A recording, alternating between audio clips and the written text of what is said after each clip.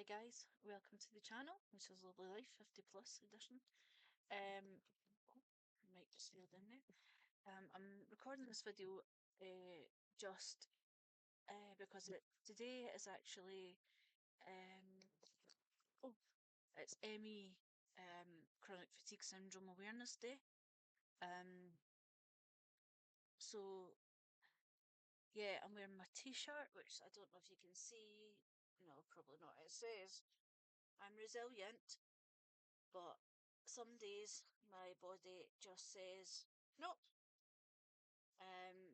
And then it says at the bottom, which you'll not see, I don't know, put my camera down, see if you can see it. There, that's better. It says living with, it says living with ME Cfs. So I'm wearing this on, sorry, that's Big Bang. I'm wearing this today. So this is just I guess my little video about today. So last week, this is Monday the 12th, obviously, which is ME Cfs Awareness Day. Start of the week, I think it's a week of it. Anyway, last week I had a really bad week with my CFS. I was in and out of bed all week. I managed to get up sometimes and do a bit of reading and watch TV, but I did get out of the house very briefly. There's a little corner shop round about, I don't know, about 3 minutes from my house or something like that. And I managed to get out in the chair, in my wheelchair, to just go round and get myself an ice cream. But that was about it. And then I was back in the house and back to lying down again. So the reason that happened was I had really bad PEM, so post-exertion malaise. And the reason that happened was because I tried to put up some curtains on the Sunday, thinking I was better. I was a little bit better because I felt a little bit better. And that was a result, which just made me realise I'm not as well as I think I am. That's the problem, I think, with a lot of us who have ME/CFS, is that we get a little bit of energy and we think, oh yeah, we can do this, we can do that. And then the results are that we're in bed for days, or we have post-exertion malaise, which is like which is our energy our battery just drains completely because of something we've done.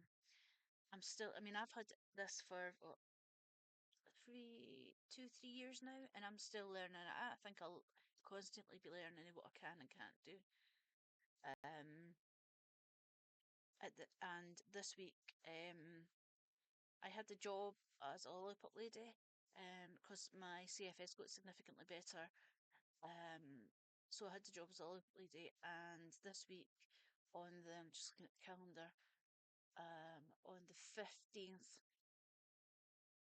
and they're having a capability hearing, because basically I'll probably be let go from my job due to my illness, which is a bit of a shame because I really liked my little lollipop lady job, but it's just what it is. You just have to get on with life. You just have to take the good with the bad, I reckon. So as a result, I like to do some painting, but I can only do that painting if my hand isn't shaky or anything like that. And normally it isn't. Normally I'm quite good, but sometimes I do have shaky hands and things like that. So I've started reading, and one of the books that I've just thought I'm going to start reading is Karen Kingsbury Divine.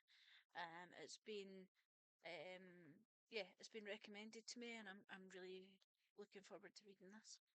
Anyway, that's a side point.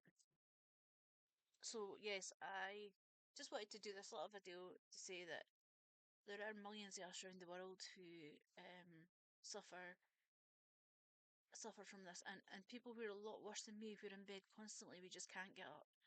At least I can get out in my wheelchair. Before this happened, I was absolutely fine to walk. I had a job as a domestic cleaner in a nursing home. I was running up and downstairs all the time. I was hoovering. I was making beds. I was very active. And then this hit, and I couldn't find myself. Like it was like I couldn't even walk up the stairs properly. Um, and before that, I was a nursery practitioner, so I was like working 8, 9 hours a day sometimes. Sometimes more than that if you had things to do afterwards or shifts and stuff. So I've always been pretty active in my jobs. I've never really had much sit down jobs. It's always been pretty active jobs.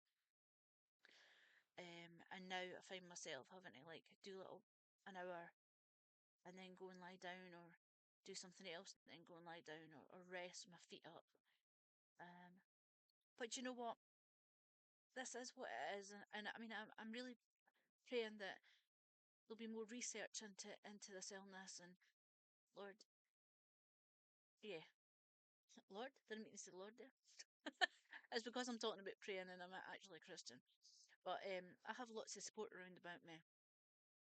And in the form of my church and my family.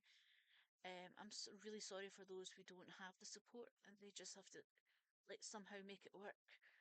Um, it must be awful. It must be awful for the people who have to be in bed constantly, um, who don't have that support around about them. And my heart goes out to those people.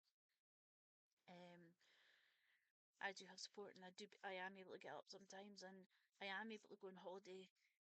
Although sometimes we have to limit things, but I am able to do those things, and lots of people with ME/CFS can't. So I'm grateful for what I have. I'm grateful for what I can do. And the bad days, it feels pretty rubbish to be honest. But because I'm a Christian, I have a faith and have my God who supports me as well as the other people around about me. So I'm so grateful that I live in a place where I'm grateful for life, even though I've got this illness in my body. But I wanted to put this video out there just to say there are all of the keep a lookout for these people who might be struggling. ME, CFS. If you don't know what it is, look it up because it is a debilitating illness at times. And it can hit. I don't know what causes it, but mine's is definitely caused. I think not been proven, but I think mine's was definitely caused because of COVID. I had COVID 4 times. And I think there's recently been I read something that there's recently been a not a survey. I can't think of the word. Brain fog. What's the word I'm looking for? Can't think. I'm going to say survey, but that's not the right word. Survey that COVID study. That's the word. Sorry. There's recently been a study that MECFS could be linked to COVID. I think that mine was linked to COVID. The last jag I had, because I had all my COVID jags, apart in the last jag I had, I was really ill, and it was not long after that that I started um, getting symptoms. So I'm wary that it's linked to the last jag, and because of that, I won't have a COVID jag. Um, but all the other jags were fine, but that last one, I think it was the Moderna. It was about probably about 4 weeks later that I started getting these symptoms. So I don't know if it's been the jag or if it's been COVID or whatever it's been, but something has kicked this off. And as I say, I was well for a year. And then my best friend died. Sorry, that is a clock. If you can hear it, that's a clock. um, my best. Just gonna like cuckoo or do what it's got to do. With. That's it finished. My best friend died, and unfortunately, and I had a wee bit, tiny wee bit issues in our marriage, which we sorted out, but it was traumatic at the time, and yeah, the doctor thinks that this kicked off again because of the trauma in my life at the time. Um, here's praying that it'll get better. Here's praying that God will step in again. But if not, then that's if not, then not. But I'm still moving forward and I'm still trying my best. And one of the things that has happened for me positively in my faith is that I've started really studying this word. and you'll see all the stuff that I'm studying. So reading has become nothing for me. And that's a good thing, I think. Anyway, I just wanted to put my video with MEC, how my journey is of MECFS, but I know like there's lots of people, as I say, who are more iller than me. And yeah, how long is that? That's 10 minutes. So I just want to put, so I'll just leave it there. And if you have any questions to ask me about this, please put in the comments below. Please subscribe to my channel and like the videos, because obviously it gets out there. And yeah, that's all I'll say. So thanks for listening, guys, and I will see you in the next one.